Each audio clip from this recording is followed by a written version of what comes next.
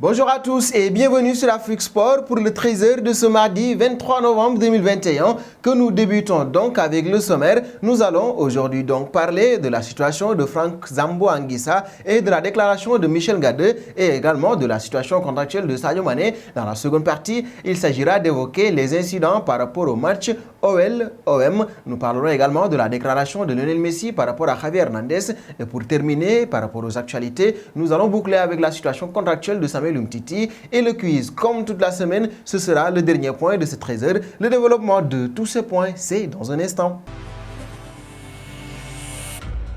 Bienvenue à tous donc pour ce journal du 13h de ce mardi 23 novembre 2021. Nous débutons du côté du Napoli où nous retrouvons Franck Zambo Anguissa. Le Napoli n'a pas perdu que son premier match en championnat le dimanche passé, mais également deux joueurs importants. Il s'agit donc de Victor Osimhen et de Franck Zambo Anguissa. L'attaquant et le milieu de terrain sont blessés. Le premier souffre d'une fracture de la pommette alors que le deuxième souffre d'une lésion à l'adducteur gauche. Anguissa a subi des tests diagnostiques qui ont révélé une lésion gênante du grand adducteur gauche. Le milieu de terrain bleu a entamé le processus de rééducation, peut-on lire dans le communiqué du club de Napoli. Et là, c'est une très mauvaise nouvelle pour les partenaires pays. Et nous partons du côté du Cameroun où nous retrouvons Michel Ngade. Ce dernier a déjà distingué l'adversaire idéal pour le Cameroun durant les barrages au Mondial 2022. Invité du magazine Talent d'Afrique de la chaîne française Canal+, Michel Ngade a ainsi affirmé que c'est le Sénégal. L'adversaire idéal, c'est le Sénégal, a répondu le défenseur camerounais, interrogé à propos de la sélection contre laquelle devraient jouer les Lions indomptables du Cameroun au barrage de la Coupe du Monde.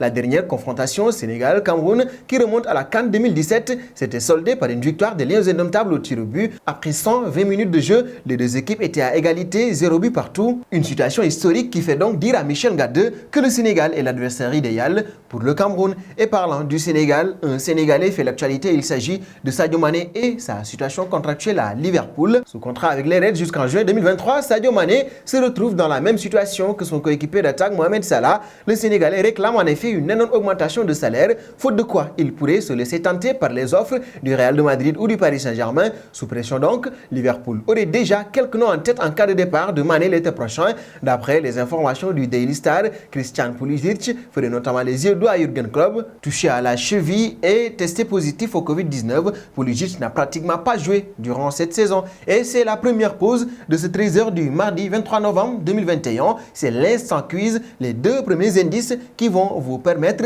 de connaître notre carte mystère, le joueur qui se cache derrière. Et le premier indice, c'est j'ai la double nationalité, qui suis-je? Premier indice, j'ai la double nationalité, qui suis-je? Deuxième indice du jour, je suis un milieu de terrain offensif de talent, ballon au pied, qui suis-je? Je suis un milieu de terrain de talent, ballon au pied, qui suis-je? Ce sont là les deux premiers indices du jour et vous attendrez donc la fin de ce 13h pour connaître les trois indices manquants pour connaître le joueur qui se cache derrière la carte mystère.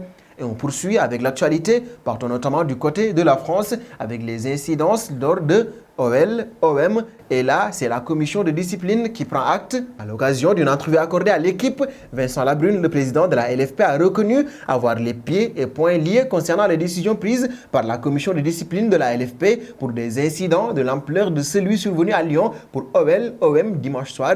La Ligue a un devoir de réserve par rapport aux décisions de la commission de discipline qui est indépendante. La commission n'a jamais sanctionné aussi durement que cette saison, constate le président de la LFP. Mais quoi qu'il puisse en être, il faudra des sanctions lourdes pour ainsi ne plus voir des scénarios comme tels durant les matchs de Ligue 1. Et nous passons du côté de Lionel Messi, un homme phare de la Ligue 1 désormais, qui parle notamment de son Barça et de Javier Hernandez. Interrogé dans l'édition de Marca, Lionel Messi, aujourd'hui au PSG, se dit persuadé que le retour de son ancien partenaire Javier Hernandez comme entraîneur sera positif pour le Barça. Javi va faire grandir le Barça. Il est très compétent et connaît parfaitement la maison, estime celui qui n'avait connu que le club catalan dans sa carrière avant de rejoindre Paris lors du dernier mercato avec comme objectif de gagner la Ligue des Champions. Mais cette nouvelle déclaration montre que Lionel Messi est toujours très attaché à son Barça. Et nous partons d'ailleurs au Barça où nous retrouvons Samuel Umtiti. Ce dernier parle notamment contrat et le Barça ne le voit pas de cet œil.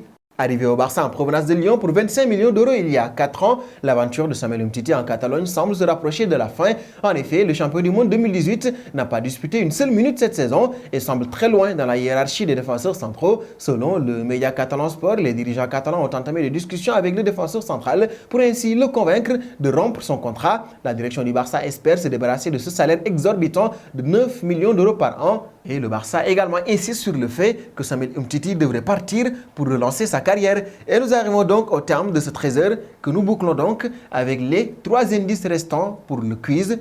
Troisième indice, j'ai passé les meilleurs moments de ma carrière en Turquie et en Belgique.